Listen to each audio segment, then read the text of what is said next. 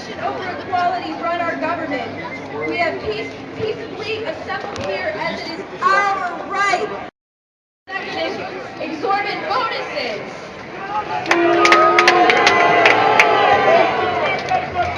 They have perpetuated inequality and discrimination in the workplace based on age, the color of one's skin, sex, gender identity, and sexual orientation.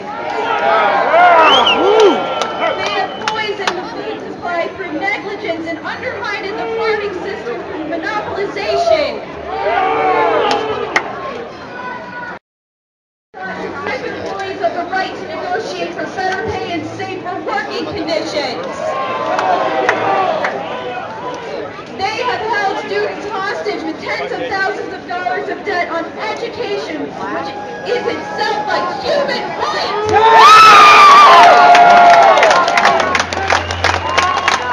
They have consistently outsourced labor and used that outsourcing as a leverage to cut workers' health care and pay.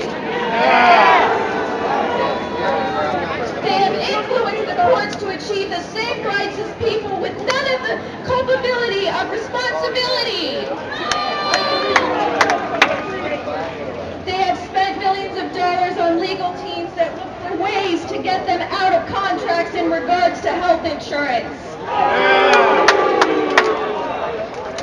They have sold our privacy as a commodity.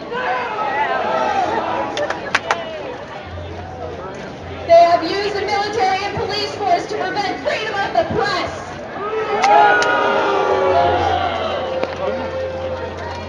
They have deliberately declined to recall faulty products endangering lives in pursuit of profit. They determine economic policy despite the catastrophic failures their policies have produced and continue to produce. They have donated large sums of money to politicians supposed to be regulating them. They continue to block alternate forms of energy that keep us dependent on oil.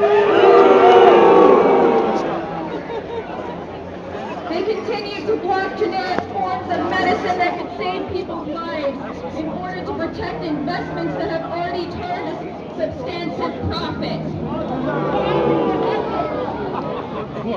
They have purposely covered up oil spills, accidents, faulty bookkeeping, and inactive ingredients in pursuit of what? That's a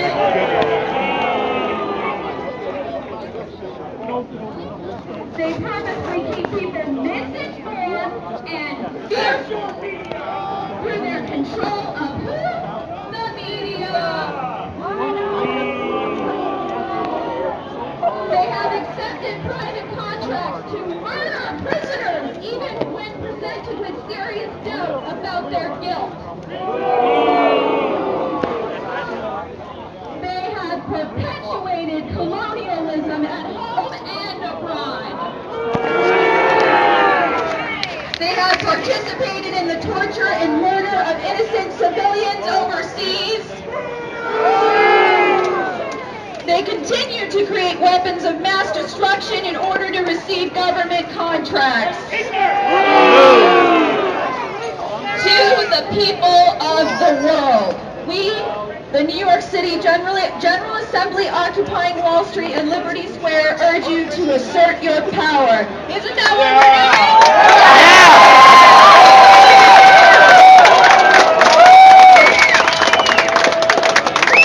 Exercise your right to peaceably assemble, occupy public space, create a process to address the problems we face, and generate solutions accessible to everyone.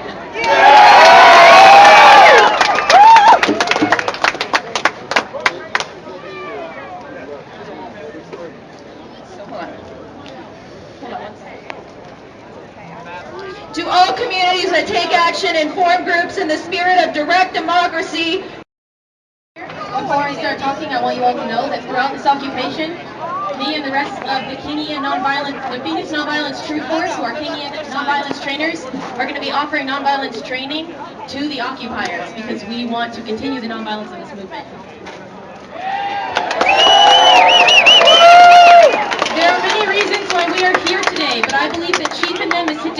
our love for and our right to democracy. We are joined with masses of people in cities all across this country and the world to stand in solidarity with Occupy Wall Street. Occupy Wall Street is fully committed to nonviolence, not only as a tactic, but as a philosophy. They have been criticized for their lack of organization, but that critique is not accurate. It is just a different way of organizing. Their use of direct democracy, wherein every individual's voice is heard and respected, although time-consuming, produces true consensus and therefore more thought out and better ideas and conclusions. It may be a slower process that requires patience, but it is efficient because time and energy is put in to do things right and find consensus. We want that kind of democracy to spread. Dr. Martin Luther King Jr. said that the oppressed people had 3 different options in how to respond to oppression.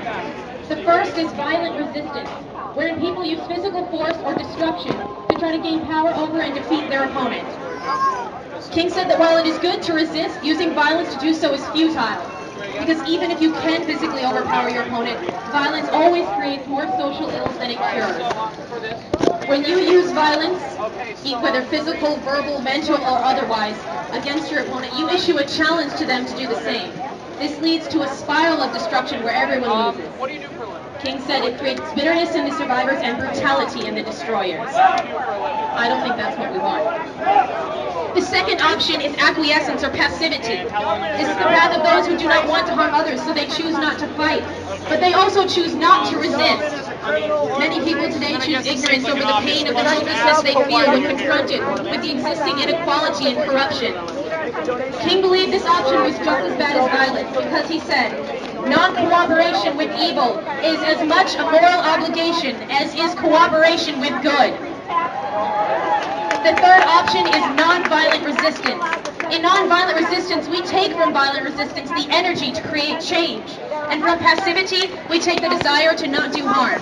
By driving for change but avoiding destruction, we gain the ability to transform our rage into a constructive and creative force. In doing so, we sustain our energy and our passion, which is crucial in order to create real and lasting change, and that's why we're here.